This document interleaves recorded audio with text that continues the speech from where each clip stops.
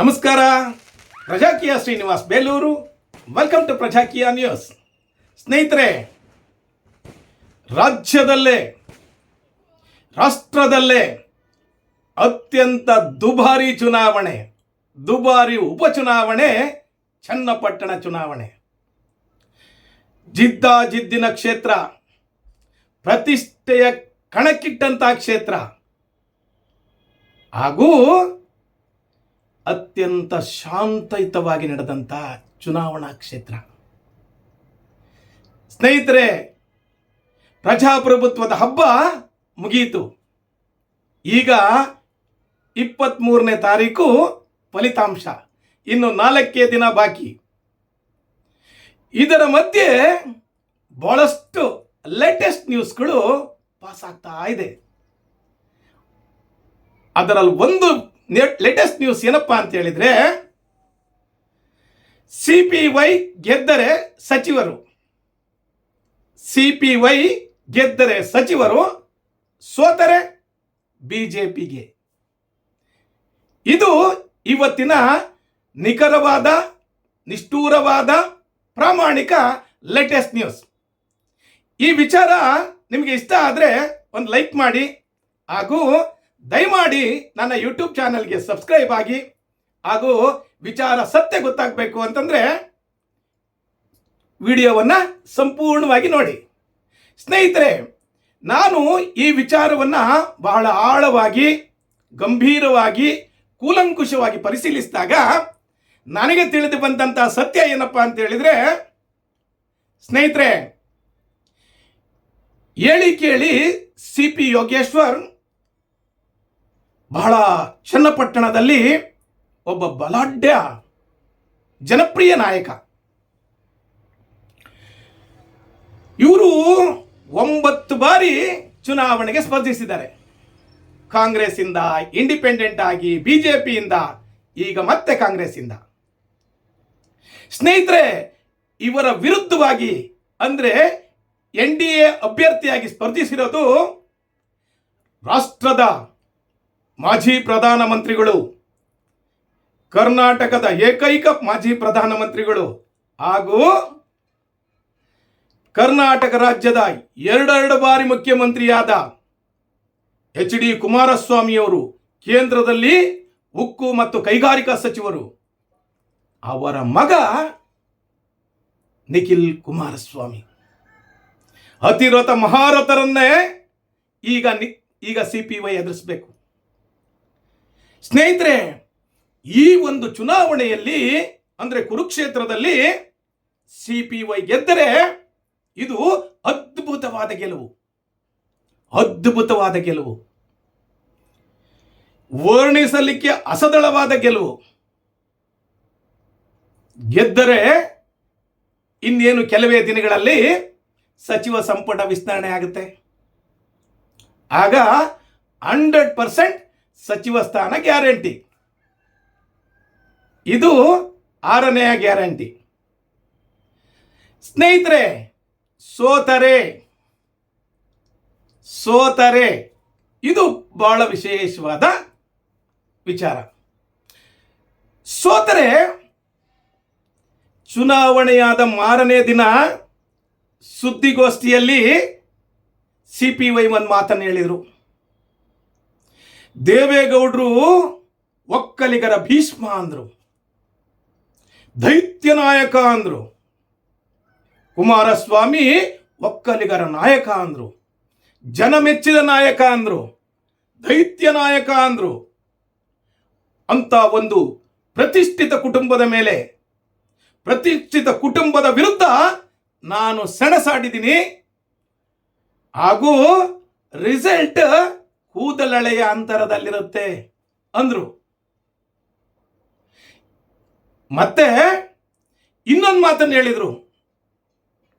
ಕೆಲವಷ್ಟು ನಾಯಕರು, ಕಾಂಗ್ರೆಸ್ ನಾಯಕರಿಂದ ನನಗೆ ಅನುಕೂಲನೂ ಆಯಿತು, ಅನಾನುಕೂಲನೂ ಆಯಿತು ಅಂದ್ರು. ಇದು ಯಾರ ಬಗ್ಗೆ ಹೇಳಿದ್ರು ಅಂತ ನಿಮ್ಮ ಇಮ್ಯಾಜಿನೇಷನ್ ಬಿಟ್ಬಿಡ್ತೀನಿ. ನನ್ನ ಪ್ರಕಾರ, ನನ್ನ ಅನಲೈಸ್ ಪ್ರಕಾರ, ಕಾಂಗ್ರೆಸ್ನಲ್ಲಿ ಈಗ ರಾಜ್ಯದಲ್ಲಿ ಡಿ ಕೆ ಶಿವಕುಮಾರ್ ಅವರು ಬಲಿಷ್ಠ ರಾಜಕಾರಣಿ, ಪ್ರದೇಶ ಕಾಂಗ್ರೆಸ್ನ ಅಧ್ಯಕ್ಷರು ಹಾಗೂ ಕರ್ನಾಟಕ ರಾಜ್ಯದ ಉಪಮುಖ್ಯಮಂತ್ರಿಗಳು, ಬಹಳ ಮಹತ್ವಾಕಾಂಕ್ಷೆ ಇರುವಂಥವ್ರು, ಮುಖ್ಯಮಂತ್ರಿ ಆಗಲೇಬೇಕು ಅಂತ ಯೋಚನೆ ಮಾಡ್ತಿರೋಂಥವ್ರು. ಹಾಗೂ ಅವರ ತಮ್ಮ ಶ್ರೀರಾಮನಿಗೆ ತಕ್ಕಂತಹ ಲಕ್ಷ್ಮಣ, ಶ್ರೀರಾಮನಿಗೆ ತಕ್ಕಂತಹ ಆಂಜನೇಯ, ಶ್ರೀರಾಮನಿಗೆ ತಕ್ಕಂತಹ ಎಲ್ಲವೂ ಸಹಿತ ಅವರೇ ಡಿ ಕೆ ಸುರೇಶ್. ಅವರು ಒಂದು ಮಾತನ್ನು ಹೇಳ್ತಾರೆ, ನಮ್ಮಣ್ಣನ ಸೋಲಲ್ಲೂ ಇದ್ದೀನಿ, ನಮ್ಮಣ್ಣನ ಗೆಲುವಲ್ಲೂ ಇದ್ದೀನಿ, ನಮ್ಮಣ್ಣ ಸಾಯುವಾಗ್ಲೂ ಸಹಿತ ನಾನು ಒಟ್ಟಿಗೆ ಇರ್ತೀನಿ, ಅಷ್ಟೊಂದು ಅಪೂರ್ವ ಸಹೋದರರು ಅಂತ. ಹಾಗೆ ಕಾಂಗ್ರೆಸ್ನಲ್ಲಿ ಇನ್ನೊಂದು ಪಡೆ ಇದೆ, ಅದು ಸನ್ಮಾನ್ಯ CM ಸಿದ್ದರಾಮಯ್ಯನವರ ತಂಡ. ಇದು ಬಲಿಷ್ಠ ಅನ್ನೋದಕ್ಕಿಂತ ಚಾಣಾಕ್ಷ ತಂಡ. ಇದರ ನಾಯಕರು ಯಾರಪ್ಪ ಅಂದ್ರೆ ಸನ್ಮಾನ್ಯ ಸಿದ್ದರಾಮಯ್ಯನವರು. ಮುತ್ಸಂದಿ ರಾಜಕಾರಣಿ, ಯಾರನ್ನು ಬೇಕಾದರೂ ಫೇಸ್ ಮಾಡೋ ತಾಕತ್ತಿರೋ ರಾಜಕಾರಣಿ, ಅನುಭವ ಇದೆ, ಹಾಗೂ ತೊಡೆ ತೊಟ್ಟಿ ಗೆಲ್ಲೋ ತಾಕತ್ತು ಇರುವಂತ ರಾಜಕಾರಣಿ. ಎರಡನೇ ಬಾರಿ ಸಾಮಾನ್ಯ ಒಂದು ಸಿದ್ದರಾಮಯ್ಯನ ಉಂಡಿನಲ್ಲಿ ಹುಟ್ಟಂಥವರು ಎರಡೆರಡು ಬಾರಿ ಕರ್ನಾಟಕ ರಾಜ್ಯದ, ಅದು ಹಿಂದುಳಿದ ವರ್ಗದಲ್ಲಿ ಹುಟ್ಟಿರುವಂಥವ್ರು ಮುಖ್ಯಮಂತ್ರಿ ಆಗ್ತಾರೆ ಅಂದ್ರೆ ಅವರು ನಿಜವಾಗ್ಲೂ ಸಹಿತ ಚಾಣಾಕ್ಷ ರಾಜಕಾರಣಿನೇ. ಅವರನ್ನ ಎದುರಿಸ್ಬೇಕು. ಯಾರು? ಡಿ ಕೆ ಶಿವಕುಮಾರ್ ಅವರು. ಅವರಿಗೆ ಇವರಿಗೆ ಅಂತರ್ಯುದ್ಧ, ಯುದ್ಧ ಅಂತ ಹೇಳ್ತಾ ಇಲ್ಲ ನಾನು, ಅಂತರ್ಯುದ್ಧ ನಡೀತಾನೇ ಇರುತ್ತೆ. ಈಗ CP ಯೋಗೇಶ್ವರ್ ಯಾವ ತಂಡ ಸೋತ್ರೆ? ಯಾರು ಕಾರಣ ಸೋತ್ರೆ? CP ಯೋಗೇಶ್ವರ್ ಸೋತ್ರೆ ಸಿದ್ದರಾಮಯ್ಯನವರ ತಂಡದಲ್ಲಿರುವಂತಹ ಜಮೀರ್ ಅಹಮದ್ ಖಾನ್ ಕಾರಣ ಅಂತಾರೆ. ಅದೇ ರೀತಿ ಡಿ ಕೆ ಶಿವಕುಮಾರ್ ತಂಡದಲ್ಲಿರುವಂತಹ ನಮ್ಮ ಅರಸೀಕೆರೆ ಶಿವಲಿಂಗೇಗೌಡರು ಕಾರಣ ಅಂತಾರೆ. ಕಾರಣ ಏನೇ ಇರಬಹುದು, ಸೋಲೆ. ನೆಕ್ಸ್ಟ್ ಅದಕ್ಕಿಂತ ಮುಖ್ಯವಾಗಿದ್ದು, ಬಹಳ ಇಂಟ್ರೆಸ್ಟ್ ಇಟ್ಟು ಕೇಳಿ ನೋಡಿ, CPY ಬಹಳ ಬುದ್ಧಿವಂತ ರಾಜಕಾರಣಿ, ಅನುಭವದ ರಾಜಕಾರಣಿ. ಇವರು ಇನ್ನೊಬ್ಬರೊಟ್ಟಿಗೆ ಅಂದ್ರೆ ಇವರ ಮನೋಬಲ ಹೇಗಿದೆಯಪ್ಪ, ಮನಸ್ಥಿತಿ ಹೇಗಿದೆ ಅಂದ್ರೆ ಬಿಜೆಪಿಯ ಮನಸ್ಥಿತಿ. ಇವರು ಇನ್ನೊಬ್ಬರನ್ನ ಮುಂದೆ ಬಿಟ್ಟು ಎರಡನೇ ಪಂಕ್ತಿಯ ರಾಜಕಾರಣಿ ಆಗ್ಲಿಕ್ಕೆ ಇಷ್ಟಪಡಲ್ಲ. ಇವರು ಆಲ್ವೇಸ್ ಫ್ರಂಟ್ ಲೀಡರ್ ಆಗಿರಬೇಕು, ಸೀನಿಯರ್ ಲೀಡರ್ ಆಗಿರಬೇಕು ಅಂತ ಹೇಳ್ತಾ ಇರ್ತಾರೆ. ನಾನು ಬಿಜೆಪಿನಲ್ಲಿ ಹಳೆ ಮೈಸೂರು ಪ್ರಾಂತಕ್ಕೆ ಸೀನಿಯರ್ ನಾಯಕ ಅಂತಾರೆ. ರೈಟ್, ಅವರು ಸೀನಿಯರ್ ನಾಯಕರೇ. ಎಸ್ಪೆಷಲಿ ಇನ್ ಚನ್ನಪಟ್ಟಣದಲ್ಲಿ ಅವರು ಒಬ್ಬರ ಬಲಾಢ್ಯ ನಾಯಕರೇ. ಅವರು ಒಂದು ಮಾತನ್ನು ಹೇಳ್ತಾರೆ, ಒಕ್ಕಲಿಗರು ನನ್ನನ್ನ ನಾಯಕ ಅಂತ ಒಪ್ಕೊಂಡೇ ಇಲ್ಲ, ಡಿ ಕೆ ಶಿವಕುಮಾರ್ ಅವರನ್ನು ನಾಯಕ ಅಂತ ಒಪ್ಕೊಂಡೇ ಇಲ್ಲ, HD ದೇವೇಗೌಡರು ಮತ್ತು ಕುಮಾರಸ್ವಾಮಿ ಅವರನ್ನ ನಾಯಕರು ಅಂತ ಒಪ್ಕೊಂಡ್ಬಿಟ್ಟಿದ್ದಾರೆ. ಅವರು ಒಪ್ಕೊಂಡಿದ್ದಾರೋ ಏನೋ ಗೊತ್ತಿಲ್ಲ, ಆದರೆ ಇವರಂತೂ ಅವರನ್ನ ನಾಯಕ ಅಂತ ಪ್ರತಿಬಿಂಬಿಸ್ತಾ ಇದ್ದಾರೆ. ಯಾಕಪ್ಪ ಅಂತ ಹೇಳಿದ್ರೆ HD ದೇವೇಗೌಡರಿಗೆ ಬಿಜೆಪಿಯ ಮಹಾನ್ ನಾಯಕರು ಸನ್ಮಾನ್ಯ ಮೋದಿ ಅವರೇ ಬಹಳಷ್ಟು ಗೌರವವನ್ನು ಕೊಡ್ತಾರೆ. ಬಂದು ಮನೆ ಮುಂದೆ ನಿಂತು ಕರ್ಕೊಂಡು ಹೋಗಿ ಮನೆ ಒಳಗೆ ಕರ್ಕೊಂಡು ಹೋಗ್ತಾರೆ, ಬಂದು ಬಾಗಿಲವರೆಗೆ ಬಂದು ಕಳಿಸಿ ಹೋಗ್ತಾರೆ.